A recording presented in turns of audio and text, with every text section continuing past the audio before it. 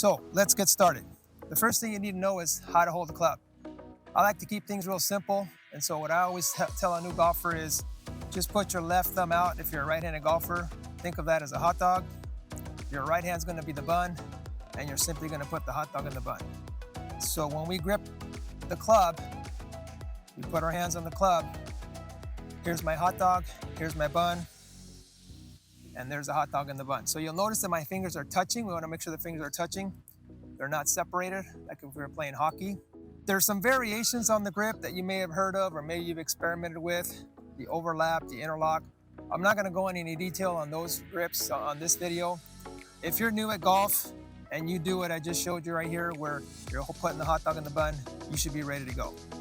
Now, a very important point on the grip itself is when you hold the club in your lead hand, your left hand for the right-handed golfer, you wanna make sure that the grip is on top of the meaty pad that we have here in our hand.